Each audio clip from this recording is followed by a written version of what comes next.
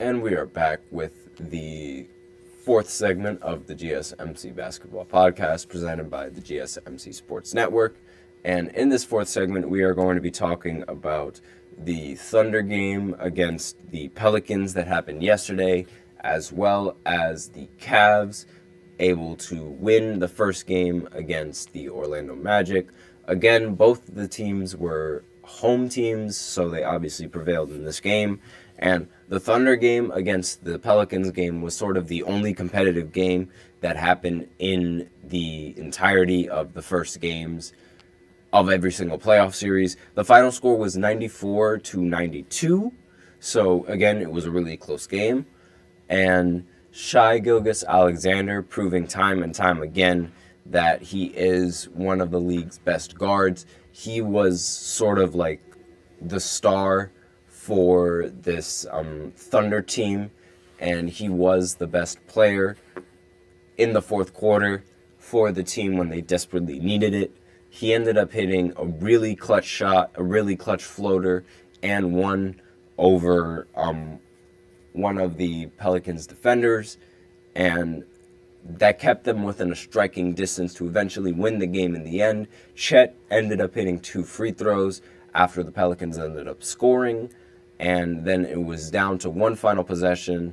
CJ McCollum dribbled the ball out, and he pump faked at the three-point line and took a very, very difficult off-balance three-pointer that he missed, and that caused the Thunder to end up winning the game in the end. So Shai Gilgeous ended the game with 28 points. He also ended with 6 rebounds and 4 assists. Jalen Williams ended the game with 19 points. He played 40 minutes. And Lou Dort ended with 6 points. Chet Holmgren ended the game with 15 points and 11 rebounds. And let's see, that was basically all in terms of the scoring for the Thunder in this game. Again, it was a really close game, despite the fact that the Pelicans didn't have Zion. I honestly think that if the Pelicans had Zion in this game, the scoring would have been a lot different, and the Pelicans would have ended up winning. But Trey Murphy III ended the game with 21 points. He was their leading scorer. And CJ McCollum, he ended the game with 20 points. He played 39 minutes. And CJ McCollum shot 9 for 22 from the field. And again, he ended up shooting more shots than he did points scored, which isn't really that good. But Jonas Valanciunas, he ended the game with 13 points, 5 of 9 from the field. Brandon Ingram shot 5 of 17 from the field for 12 points.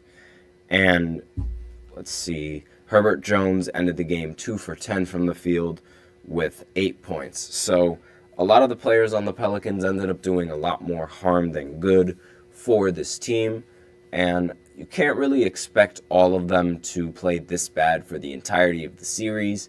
I think that they'll most likely step up their game in the next one, and it'll probably be just as competitive, and they might even come out on top and steal a game. I wouldn't be surprised.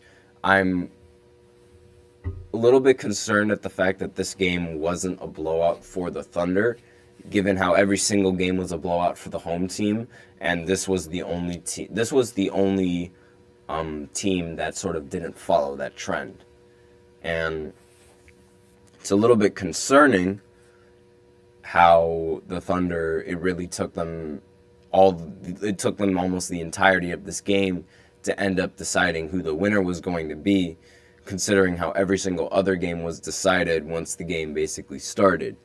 And it's really it's concerning if you're on the Thunder, but other than that, I don't really think it's nothing to really worry about, simply because a win is a win, and they still have home court advantage going into the next game.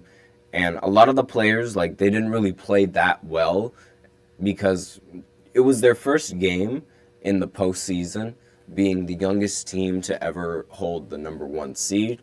So obviously, there's still going to be some nerves going into this game and going into the rest of the playoff series. But now that they played their first game, chances are like the Nerves they're probably going to handle them a little bit better. I wouldn't be surprised. Now, obviously the next game isn't going to be as easy as this, or is it going to be a little bit more difficult, I should say, because like the defense and the offense is going to change its strategy now that they played the first game. So chances are it might be a little bit more difficult to win out the next game, but we'll see. So next game on the list that we haven't talked about was the Cavs going up against the Orlando Magic. Now, that game sort of happened at a relatively awkward time. It was like at 1 o'clock in the afternoon, and I wasn't really paying attention to the games that were happening then. But the Cavs ended up winning 97-83. Now, this was a really bad game for the Magic. Jump shots, they just did not take any of them. Like the Magic, they did not take any jump shots whatsoever. Every single shot from their offense was limited to shots in the paint or free throws. And obviously, when you're going up against a team that takes jump shots like that, it's really difficult to come back against it, because it's like they have a wider variety of shot attempts they could take compared to you, who's only taking shots in the paint. And Cleveland started 5 for 5 from 3, and they then proceeded to miss their next 18 in a row. So Mo Wagner wants to start beef with like everyone in the city of Cleveland, it seems like, in this game, because they ended up almost fighting. They ended up fighting, and like it almost like stopped the game for a little bit. Donovan Mitchell in the playoffs is back. He played very, very well in this game. He ended the game with 30 points, and Jarrett Allen ended the game with 16 points and 18 rebounds. Evan Mobley ended the game with 16 points and 11 rebounds. And Garland ended the game with 14 points and 8 assists. So, obviously, like with Donovan Mitchell playing as well as he did, Cleveland, they really had nothing to worry about. And they while the Magic are down in the series, they aren't really out in this series, obviously. And all the games for Orlando, like the series is far from over, and the team stat of the game is the free throw difference. So Orlando ended up shooting 19 of 30 from the line, compared to the Cavs, who ended up shooting 17 of 21 from the line.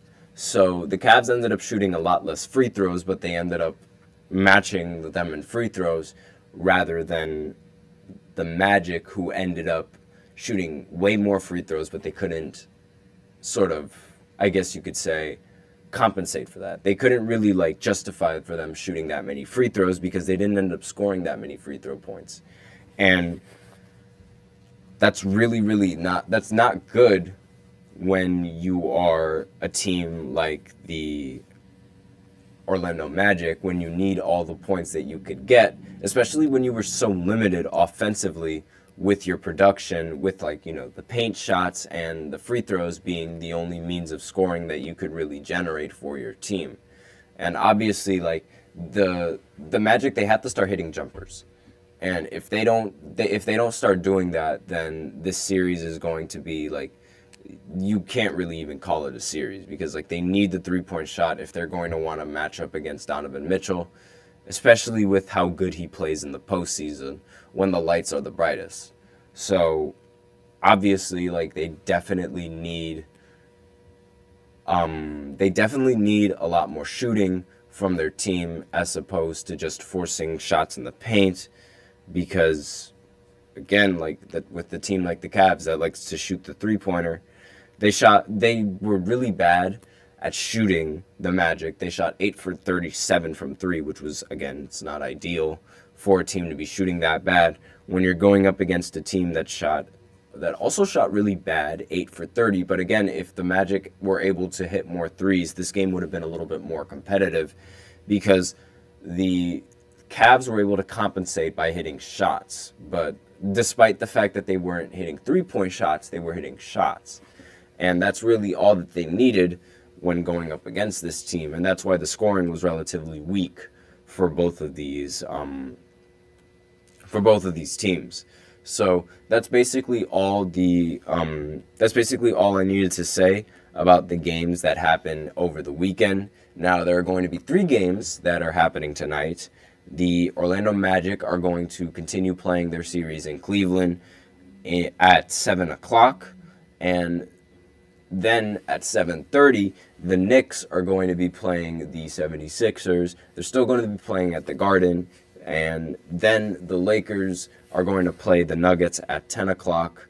So be sure to tune in to all of those games because they're going to be very good. I'm really looking forward to these games. And that's basically it for the podcast, and that's it for the show. So thank you for tuning into the GSMC Basketball Podcast, presented by the GSMC Sports Network. Your support means a lot to us, so please remember to subscribe to the show and leave a positive review. It really does make a difference. We also invite you to follow us on Facebook, Twitter, TikTok, and Instagram for more content and updates. I also would like to remind everybody to please use the link in the description to get your comments recognized, or the link displayed below the ticker on every show segment. That is gsmcpodcast.net. Really helps the show, makes the show much more interactive between myself and you guys. Once again, the link is gsmcpodcast.net. And that is basically it for the show. Thank you once again. I am your host, Nelson, and as always, take care.